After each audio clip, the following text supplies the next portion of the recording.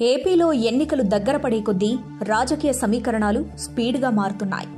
ఇప్పటికే ఏపీలో జనసేన టీడీపీ కలిసి బరిలో దిగుతున్నాయి. మరోవైపు తెలంగాణలో సక్సెస్తో ఫుల్ జోష్ మీదున్న కాంగ్రెస్ ఏపీ మీద కూడా ఫోకస్ పెట్టింది.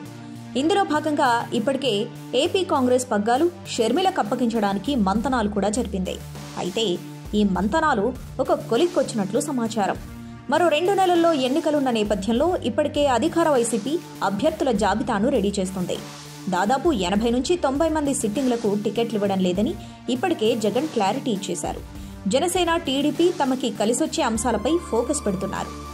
ఇదిలా ఉంటే కాంగ్రెస్ పార్టీ ఇప్పుడు ఏపీ రాజకీయ తెర మీదకి షర్మిలను తీసుకుని రావటం హాట్ టాపిక్ గా మారింది. ఆమెకు ఏపీ పీసీసీ చీఫ్ పగ్గాలు అప్పగిస్తారని కూడా ఊహాగానాలు వినిపిస్తున్నాయి. ఆమెను కడప ఎంపీ స్థానం నుంచి బరిలోకి దించుతారని తెలుస్తోంది.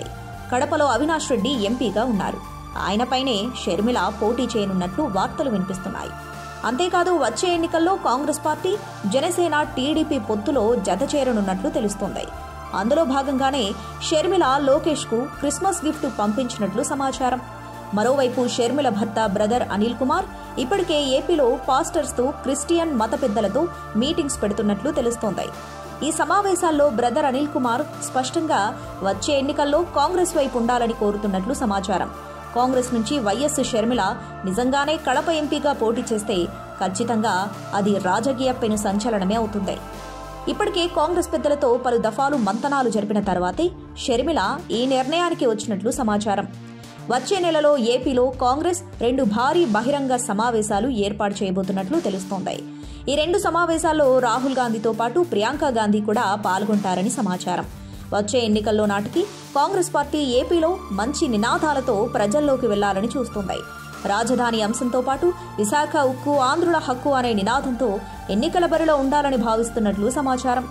ఏపీ కాంగ్రెస్ పగ్గాలు షర్మిలకు అప్పగిస్తే ఏపీలో కాంగ్రెస్ పార్టీకి నాయకత్వ లోపమనే అంశంలో విజయం సాధించవచ్చని ఆ పార్టీ నేతలున్నట్లు సమాచారం. ఇప్పటికే జగన్తో షర్మిలకు విభేదాలు ఉన్న నేపథ్యంలో కాంగ్రెస్ పగ్గాలు తీసుకోవడానికి షర్మిల దాదాపుగా అంగీకరించినట్లు తెలుస్తోంది. తొలుత రాజ్యసభ అడిగినప్పటికీ షర్మిల మనసు మార్చుకుని వచ్చే ఎన్నికల్లో ప్రత్యక్ష రాజకీయాల్లోనే ఉండాలని భావిస్తున్నట్లు సమాచారం. ఇప్పటికే కడప ఎంపీగా అవినాష్ రెడ్డి ఉన్నారు. కడప ఎంపీ విషయంలోనే కుటుంబంలో విభేదాలు వచ్చిన నేపథ్యంలో ఇప్పుడు షర్మిల మళ్లీ కడప ఎంపీ బరిలో ఉంటే రాజకీయంగా ఎలాంటి మార్పులు మలుపులు ఉంటాయనేది ఆసక్తికరంగా మారింది.